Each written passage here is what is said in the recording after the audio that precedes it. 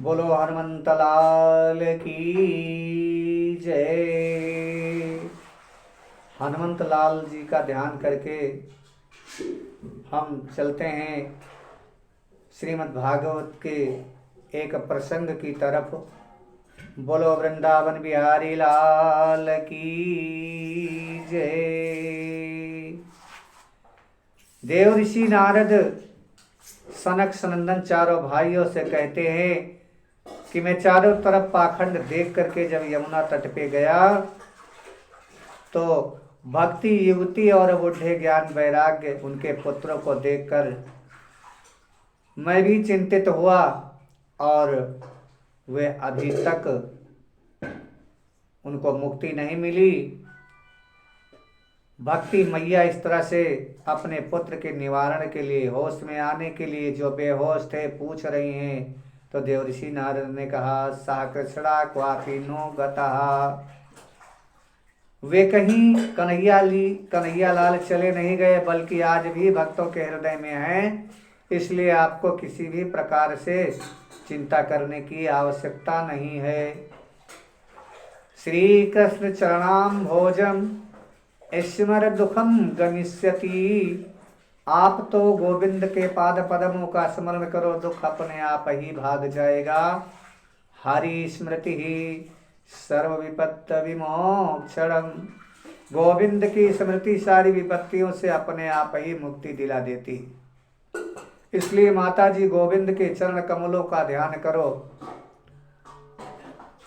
कन्हैया लाल के भजन को गाओ। ब्रज के नंद लाला राधा जी के सवरिया, ब्रज के नंद लाला राधा जी के सवरिया।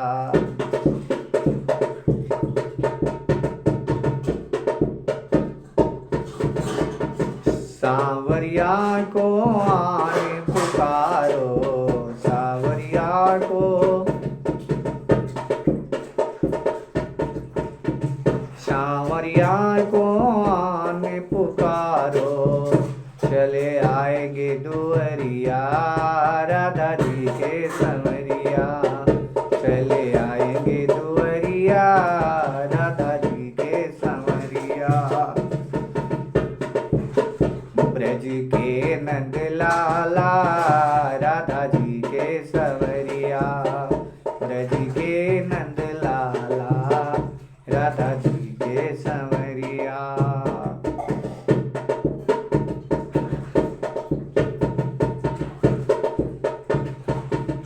ब्रज के नंद लाला राधा जी के संवरिया, ब्रज के नंद लाला राधा जी के संवरिया। बोलो सांवरे सरकार की जय। देव ऋषि नारद ने समझाया, आप तो गोविंद के चरण कमलों का ध्यान करो, दुख अपने आप भाग जाएगा। फिर आप तो इनकी प्राण वल्लभा हो, प्रियतमा हो। आप जहाँ और जब बुलाओ प्रभु तो वही दौड़े दौड़े चले आएंगे, चाहे वह कैसा भी घर हो, कितना भी पतित का घर हो। त्वया यहूतस्तु भगवान आत्मीच ग्रहे स्वपि। जहाँ जहाँ भक्ति महारानी हैं वहाँ वहाँ भगवान रहते हैं।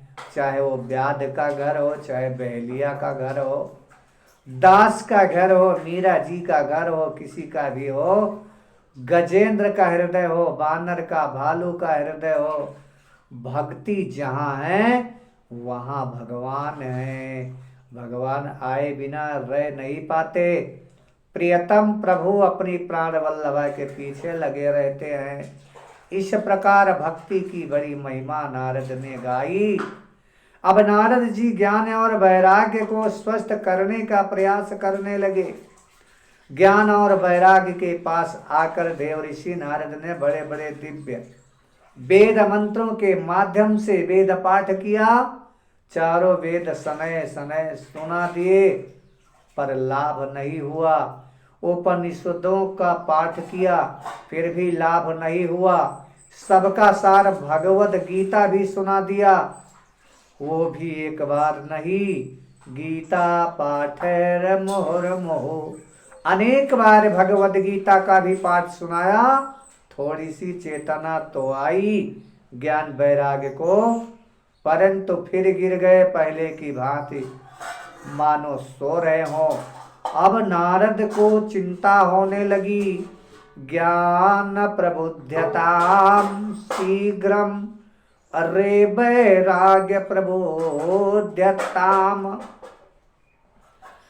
ज्ञान खड़े हो जाओ, वैराग्य सावधान हो। बहुत प्रयत्न करने पर जब कोई लाभ नहीं दिखा तो नारद जी को चिंता हो उठी। अब क्या करूं, मेरे तो औषधालय में जितनी चूर्ण चटनी थी सब चटा दी। अब दोनों का तो स्वास्थ्य नहीं ठीक हो रहा है, अब कौन सी दवा लाई जाए। उसी समय आकाशवाणी हो गई। आकाशवाणी क्या हुई, व्योमवाणी तदैवा भून्मा ऋषि खिन्नतामिति, उद्यमः सफलस्ते अयम भविष्यति न संशयः। आकाशवाणी ने दिशा निर्देश दिया, नारद जी उद्यम करो, सफलता अवश्य मिलेगी। नारद जी ने पूछा क्या करूं, तो आकाशवाणी ने फिर कहा, एतदर्थं तु सत्कर्म सुरर्षे तुम समाचर। नारद जी सत्कर्म करो तभी ये स्वस्थ होंगे। यह सत्कर्म कैसा होगा, यह कोई संत तुम्हें समझाएगा। अब नारद जी सोचने लगे कि आकाशवाणी ने भी बात स्पष्ट नहीं कही। अरे या तो कोई संत का नाम ही बता देती कि अमुक महात्मा के पास चले जाओ तो मैं सीधा पहुंच जाता, या दवा का ही ठीक से नाम बता देते तो मैं उस दवा को ढूंढ लाता। सत्कर्म करो, आकाशवाणी ने ये शब्द कहा कि सत्कर्म करो, ज्ञान वैराग्य अच्छे हो जाएंगे। और कोई संत समझाएगा, दोनों बातें गोलमोल है। ना तो उस दवा का नाम बताया ना उस संत का। तो मैं इतने जो उपनिषद और गीता के पाठ सुना रहा था, यह क्या सत्कर्म नहीं था? यदि यह सत्कर्म नहीं है तो सत्कर्म का स्वरूप कैसा होगा और कौन संत समझाएगा? चलो ढूंढते हैं, कोई ना कोई तो मिलेगा ही। नारद जी निकल पड़े। जो महात्मा मिलता है उसी को प्रणाम करके कहते हैं, महाराज जी बताइए सत्कर्म किसे कहते हैं? नारद पूछ रहे हैं महात्माओं से। अब महात्माओं के होश उड़ गए। छोटे मोटे महात्मा तो वैसे ही नारद जी के सामने हाथ जोड़ लेते। अरे नारद जी, ब्रह्मा जी के पुत्र हो, सारे ब्रह्मांड में तुम्हारी गति है, और इतना दुनिया भर में घूमने वाले महात्मा हमसे आकर पूछ रहे हैं कि सत्कर्म किसे कहते हैं? हम क्या बताएंगे महाराज। और जो बहुत प्रतिष्ठित महंत महात्मा थे, वे अपनी इज्जत बचाने के लिए इशारा कर देते कि आजकल हमारा मौन व्रत चल रहा है, हम बताएंगे है नहीं, तो यही एक बहाना है। मौन खोलेगा तब बता देंगे, ये कहने लगे।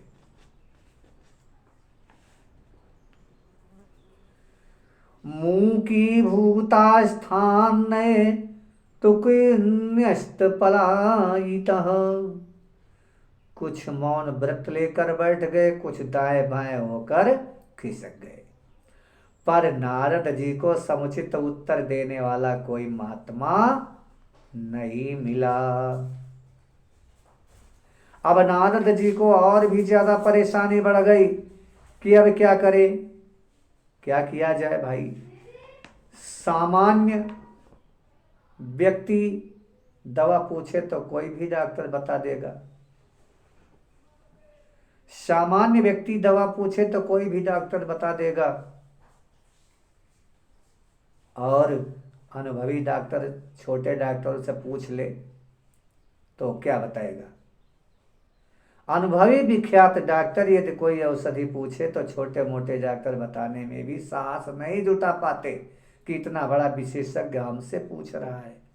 क्या बताएं, नारद जी कोई अपने मन में कम संत थोड़े ही हैं, महान संत हैं। उनको जवाब देने वाला कोई ऐसे ही थोड़े ही साहस कर लेगा। जब कहां से कोई भी जवाब नहीं निकला कहीं से, तो नारद जी सीधे बद्रीनाथ की ओर चल पड़े कि भगवान नर नारायण वहां नित्य निवास करते हैं। भगवान नर नारायण वहां नित्य निवास करते हैं, वहां ये बात की जानकारी मुझको हो जाएगी। कहते कि महाराज ऐसी विशालपुरी बद्रीनाथ में मेरा समाधान अवश्य हो जाएगा। ये सोचकर नारद जी बद्रीनाथ में विचरण कर रहे थे कि सनकादि चारों भाइयों से भेंट हो गई।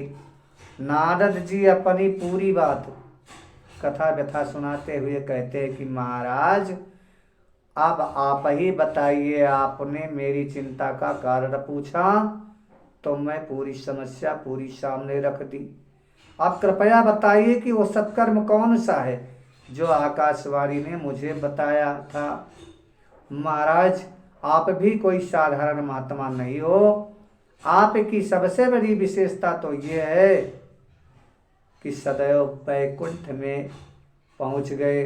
वहां भगवान के नित्य पार्षदों ने जब आपको रोकने का दुस्साहस किया तो टेढ़ी भ्रकुटी करके 3 जन्म के लिए उन्हें धरती पर गिरा दिया। एषां भ्रूभंग मात्रेण द्वारपालो हरे पुरा भूमो निपतितो सद्यो यत कृपातः पुरं गतो। भ्रकुटी टेढ़ी करने मात्र से भगवान के नित्य पार्षद नीचे गिर गए और आपकी कृपा से ही फिर पुनः उसी स्थान पर पहुंच गए। ये आपकी प्रतिभा और तपस्या है। प्रत्यक्ष आपके जीवन में उस तपस्या का प्रभाव ये है कि 24 घंटे हरि ही शरणम हरि ही शरणम हरि ही शरणम हरि ही शरणम मंत्र का जाप आपके श्री मुख में चलता रहता है। इसलिए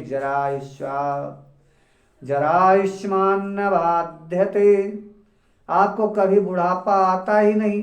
पूर्वजों के भी पूर्वज हो गए पर आप 5 साल से कभी 6 साल के नहीं हुए। कालगति आपको प्रभावित नहीं कर पाती, इसलिए आप जैसे संत और कहाँ होंगे। कृपया मुझे आप ही बताइए कि वो सत्कर्म कौन सा था जो आकाशवाणी ने मुझे बताया था। चारों भैया मुस्कराए और बोले, नारद जी मात्र इतनी छोटी सी बात को लेकर तुम इतने परेशान हो रहे हो। बिल्कुल चिंता त्याग दो, समाधान हमारे पास है। मां चिंतां कुरु देवर से हर्ष चित्ते समावह उपायः सुख साध्यो अत्र वर्तते पूर्व एवं। शंकादियों ने कहा कि जो सत्कर्म आकाशवाणी ने कहा था वो कोई और नहीं बल्कि श्रीमद् भागवतालापा सतगीता सुखादि भी। सुखदेव जी जैसे परमहंसों के श्रीमुख से गाया हुआ वो मधुर गीत श्रीमद् भागवत ही वो दिव्य महाऔषधि है जिसका पान करते ही ज्ञान और वैराग्य की वो वृद्धावस्था दूर हो जाएगी और नव यौवन संपन्न होकर अपनी मैया के साथ नाचेंगे। बोलो वृंदावन बिहारी लाल की जय।